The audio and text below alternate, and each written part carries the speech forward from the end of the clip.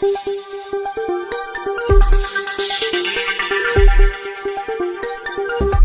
आंदोलन फार जवळून पाहिली. नोकरी सोडल्यापासून कितीतरी प्रत्येक आंदोलनात सहभागी आहे. कितीतरी आंदोलन स्वतः उभे केले. फार मेहनत करावी लागते. गावोगाव जायचं, लोकांच्या पाया पडायचं. चला रे बाबा रे, उठा रे बाबा हो, पैसे जमा करा, याच्या पाया पड, त्याच्या पाया पड. तेव्हा कुठं 100, 200, 500, 1000, 2000 लोक जमा होतात. आम्ही इथं एकटाही गावात गेलो नाही. कोणालाच म्हणलं नाही आंदोलनात या. कोणाला 1 रुपया मागितला नाही. समाजाने ठरवलं, समाजानं मनावर घेतलं, समाजानं ही लढाई हातात घेतली, म्हणून ते आंदोलन झालं. आजही आमची फडणवीस साहेबांना आपण सत्य दे, आपलं अभिनंदन करावं, कौतुक करावं तितकं कमी आहे की आपण एवढी ठोस भूमिका घेतली. आता काही म्हणतील का जी भाऊ म्हणणारे, मलाही काही फोन आले, पण मी माझ्या मनाला जे पटतं, माझ्या बुद्धीला जे पटतं आणि जे चांगलं असतं, योग्य असतं ते मी करतो. मी कुणाच्याच बापाला घाबरत नाही. हा माझा इतिहास आहे. कोण काय म्हणतं याला अजिबात घाबरत नाही. मला माहिती आहे ना, मी प्रामाणिक आहे. माझा उद्देश प्रामाणिक आहे. माझा विचार प्रामाणिक आहे. मी प्रामाणिक काम करतो. मला कुणाला घाबरायची गरज नाही. हे फोटो लागले, मला फोन आले ते आमदाराचे. अरे बाबा, त्या आमदारांनी प्रश्न विचारला, त्यांचं अभिनंदन करणं, त्यांचे आभार मानणं, त्यांचं कौतुक करणं आमचं कर्तव्य आहे.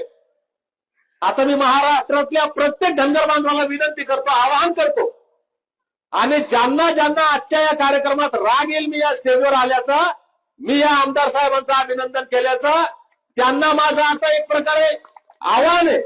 भावांनो, तुमच्या आमदारांना सांगा, उद्यापासून सुरू करा. तुमच्या इथं मीडिया बोलवा, लाईव्ह चॅनलवाले बोलवा, पत्रकार बोलवा, आणि त्यांना सांगा की 21 जानेवारीला दीपक बोराडे धनगरांचं पिवळं वादळ घेऊन मुंबईमध्ये येणार आहे.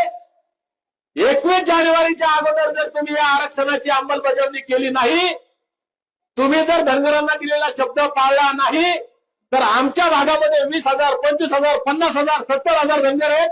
या धनगरांच्या भरोश्यावर मी आमदार झालो. तुम्ही जर 21 तारखेपर्यंत प्रश्न सोडवला नाही, तर दीपक बोराडेच्या अगोदर आम्ही आज मेहनत करू. हे पंडित साहेब म्हणले, यांनी जाहीर सांगितलं. हे जाहीर बोलले म्हणून त्यांचं अभिनंदन करतो. हे प्रत्येक आमदारानं महाराष्ट्रातल्या बोलावं. 5,000 जरी त्या मतदारसंघात धनगर असतील आणि या 5,000 मतांच्या भरोश्यावर जरी आमदार झालेले असतील, त्या प्रत्येक आमदाराला, प्रत्येक धनगरानं जाऊन विचारावं की साहेब आमचे मतं घेतले ना. मग ते गेवराईचे आमदार बोलले, जाहीर बोलले, ते कोणत्या पक्षाचे, कोणत्या जातीचे, कोणत्या विचारधारेचे आम्हाला काही घेणं देणं नाही. ते आमच्यासाठी बोलतात, म्हणून आम्ही त्यांचं कौतुक करणार.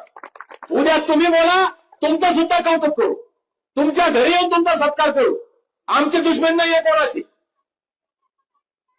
आमचे सगळे दोस्त आणि सगळे दुश्मन आहेत. मग माऊली भाऊ जे आपल्या सोबत राहतील, आपणही त्यांच्या सोबत राहायचं. हे जातीपातीचे भूत घालून, हे पक्षाचे भूत घालून आमचे डोके खराब करायचे नाही. आता कळलं पाहिजे. आम्ही नुसतेच हुशार म्हणतो स्वतःला. गजीभाऊ आम्ही हुशार नाही. हुशार म्हणजे काय हो?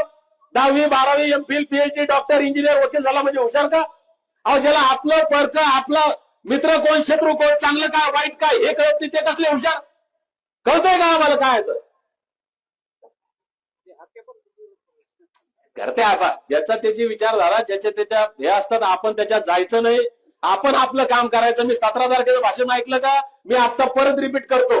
ज्याप्रमाणे अर्जुनाला झाडावरच्या पक्षाचा फक्त डोळा दिसत होता, दीपक बोराडेला फक्त एसटीचं प्रमाणपत्र दिसतं. इकडं काय आहे, इकडं काय आहे, काही घेणं नाही मला. कोण काय म्हणतंय त्याची काही घेणं देणं नाही. आमचा प्रश्न कसा सुटतो याच्यावर फोकस केला तर ते होणार आहे. आमदार साहेब, मी शपथ घेतली की माझ्या आयुष्यातली शेवटची लढाई आहे, पुन्हा आरक्षण या विचार लढायचं नाही. आणि मी धनगर समाज बांधवांना परत सांगतो, बांधवांनो माझ्यावर विश्वास ठेवा. धनगर जमातीच्या आरक्षण लढ्याच्या इतिहासातली ही शेवटची लढाई असेल. आमच्या आरक्षणाचा प्रश्न सुटणार आहे. आमच्या लेकराबाळांचं कल्याण होणार आहे. कधी?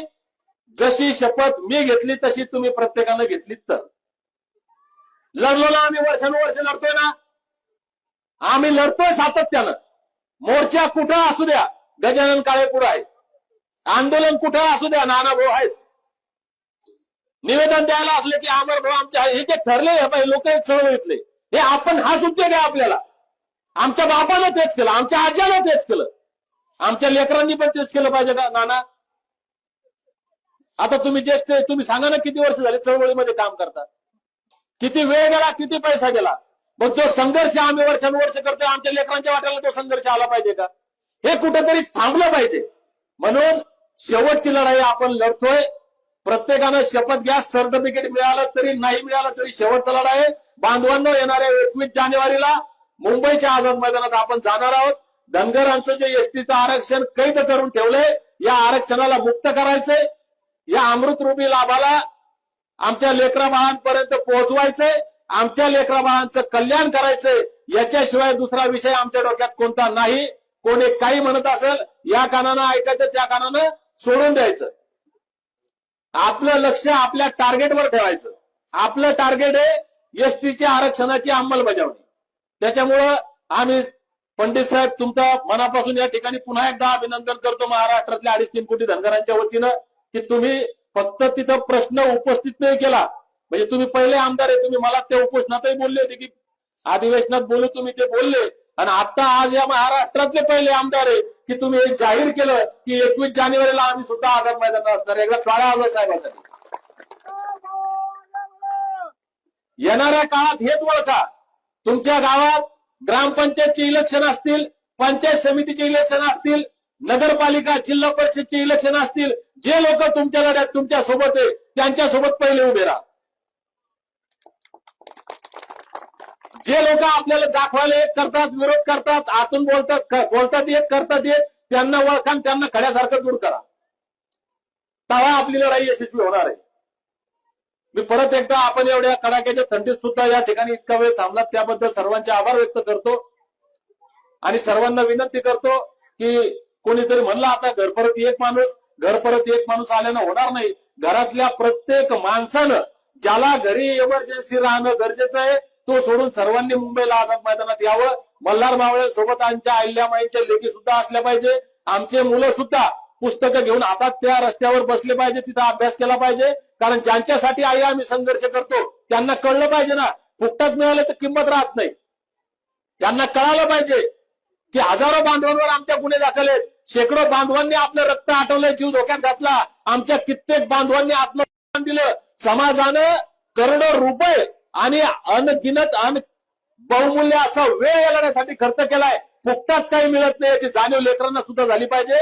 म्हणून लेकरांना घेऊन आपल्याला मुंबईत जायचंय. एकदा आमदार साहेब मला पत्रकारांनी विचारलं की दीपक भाऊ म्हणे तुम्ही असाल तर मेंढर वगैरे सोबत आणतील का? म्हणलं मेंढर आणण्याचा आमचा विचार आहे, पण या मुंबईत म्हणलं माणसाला तू बरा जागरणाऱ्यांनी मेंढर ठेवता कुठं? त्याच्यामुळं एक इतिहास आपण घडवूयात. आमच्या लेकराच्या कल्याणाचा हा शेवटचा लढा आहे.